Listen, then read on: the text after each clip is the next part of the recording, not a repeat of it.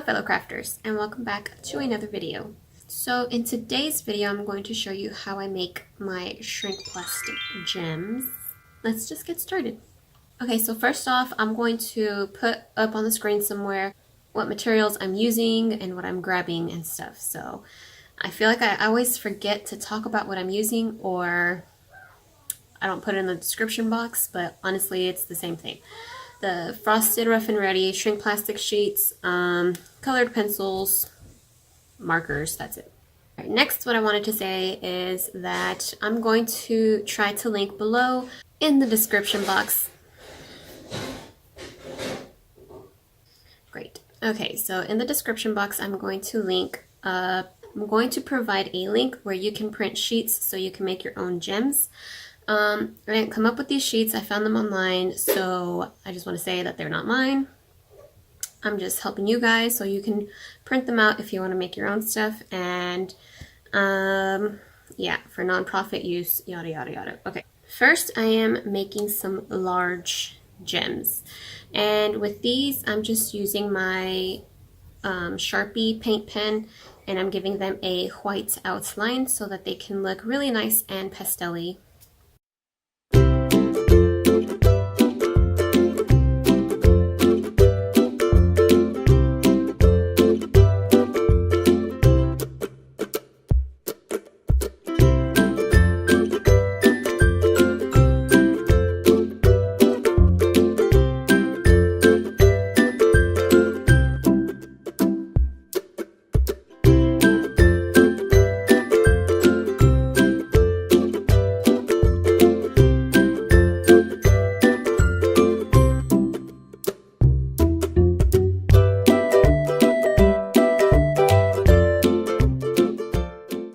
Next, I am moving on to some smaller gems, and I am using colored pencils for these.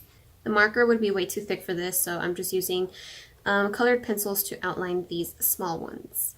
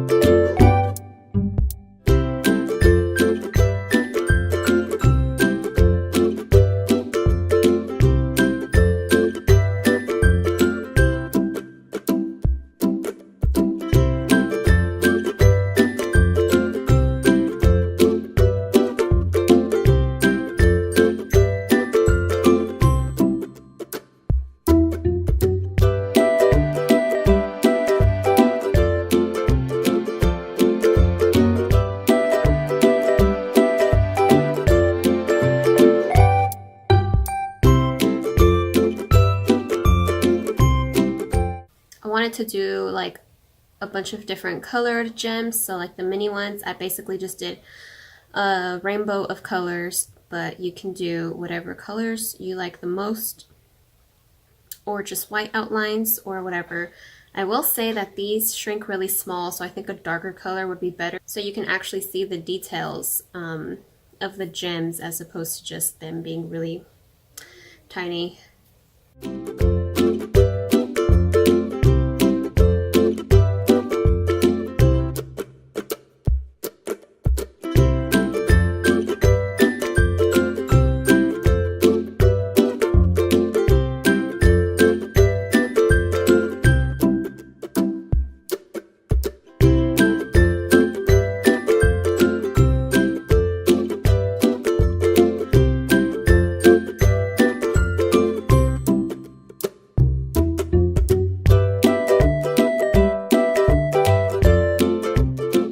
So going back to the larger size gems, I ended up doing colored pencils with these as well, and just trying something new. I usually just do like a white outline and then I color them in, and then like that's it. But I wanted to do something a little different. So I went with the big ones, and I got some colored pencils to do 2 different colors.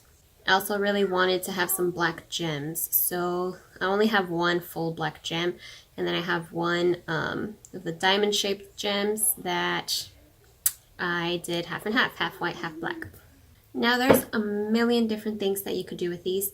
As far as just the craft goes itself, you can punch holes on top before you shrink it and turn them into keychains. You can paint the backs to these after you cut them out or after you shrink them and stuff, and use them as little push pins for decoration. I always had the idea of buying some fairy lights and making some of these gems and just kind of somehow attaching them on there to do like a little string light or a little banner or something, so I think that might be cute. I also want to make myself some more gems so that I can use them to decorate the cover of my Create This book, which I finally uploaded the first episode, so if you guys want to see that, you can go see that.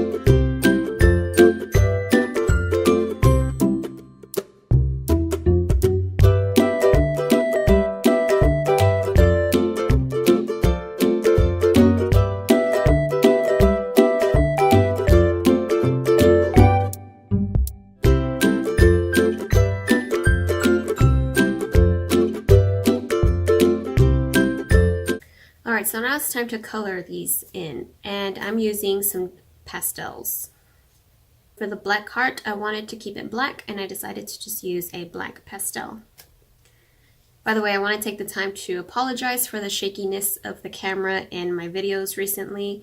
The stand, or the way I used to record my videos, it's kind of complicated. I used this thing here.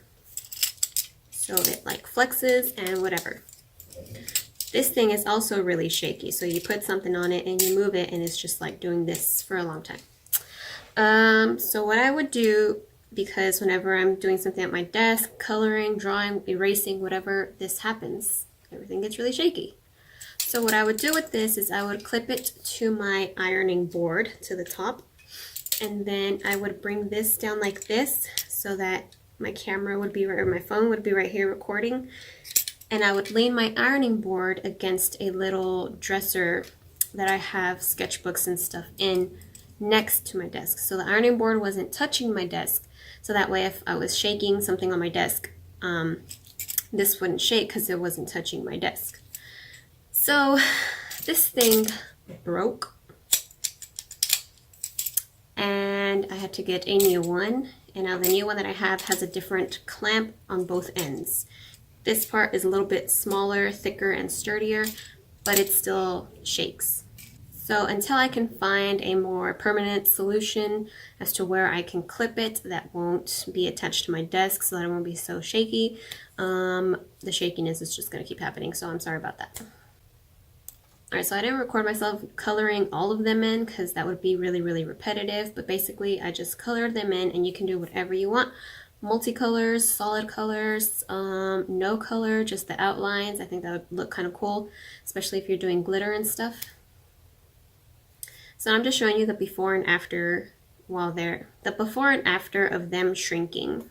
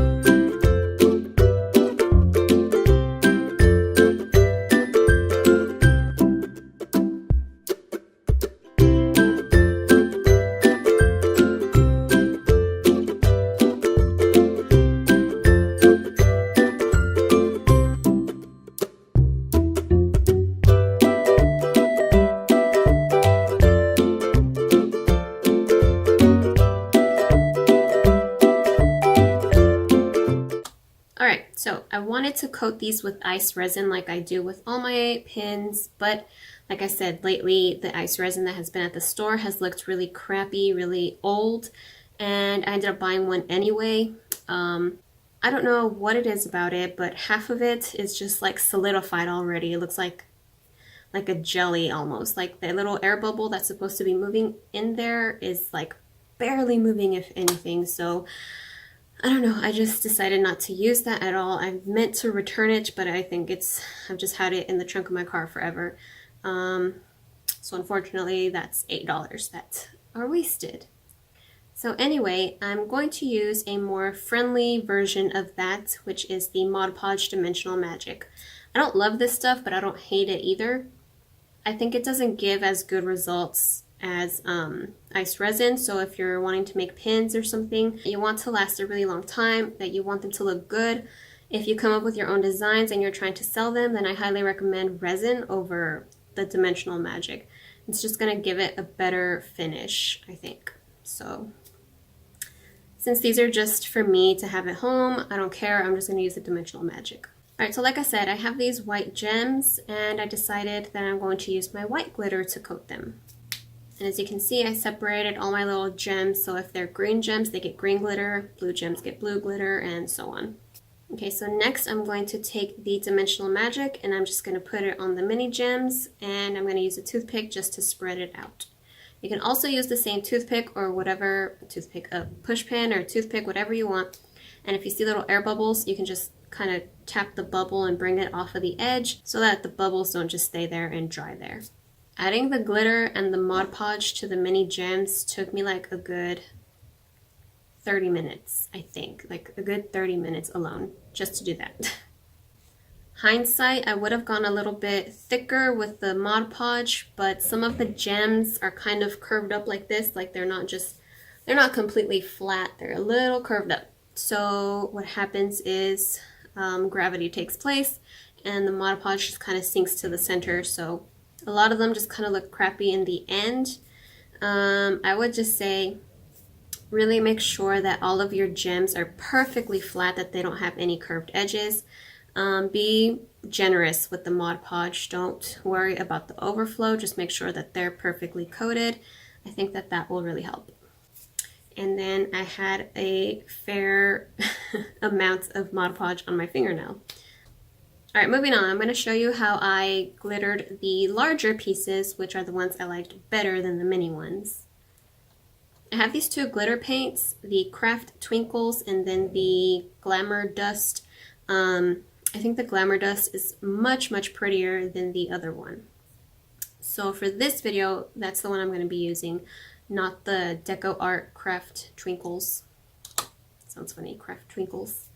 Unfortunately, the ice crystal, the one I'm using basically, the glitter paint that I'm using, doesn't show up very, very well on camera, but in person it looks really, really pretty. So if you have been looking for a glitter paint to add glitter to your drawings or paintings or whatever,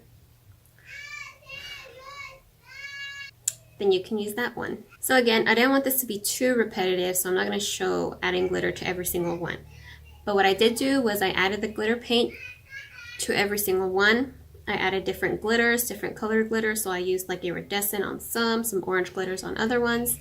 And then on a couple of them, I used the confetti that you guys saw. So if you're like me and you have some outlines that look really crappy, but you have larger pieces of glitter, you can just use that to cover up where you messed up on the outline. So hopefully that's just a tip.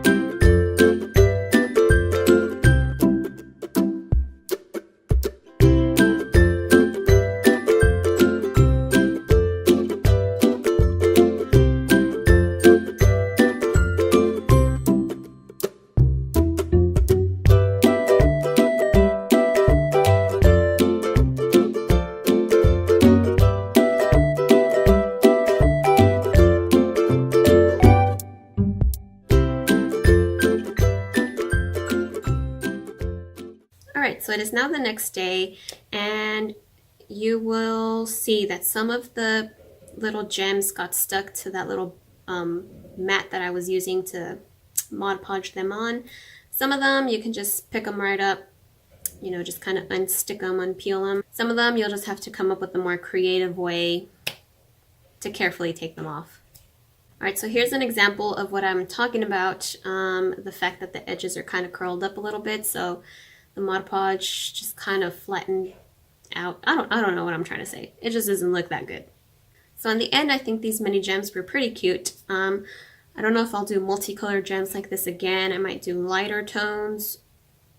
As long as you have dark outlines so that you can see it, because look at the white ones. They don't even look, you can barely tell what they look like, so.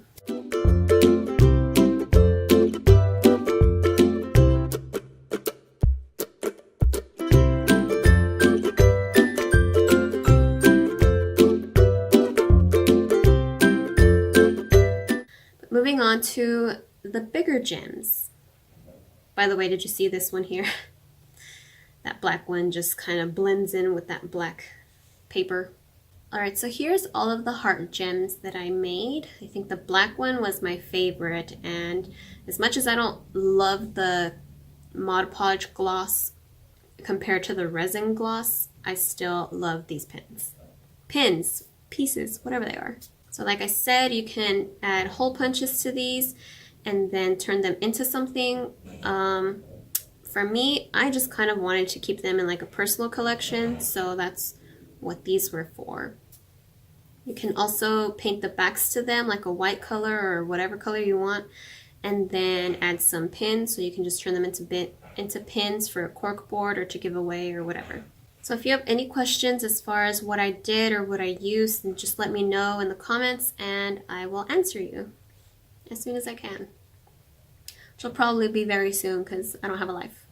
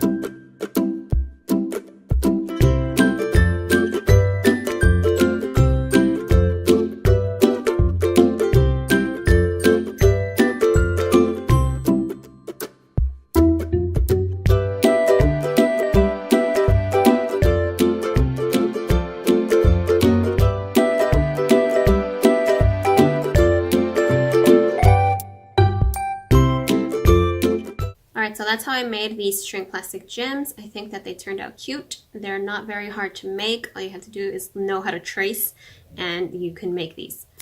So if you're afraid to use resin and you don't know how to use that and you don't want to buy it, just get Dimensional Magic and that'll work too.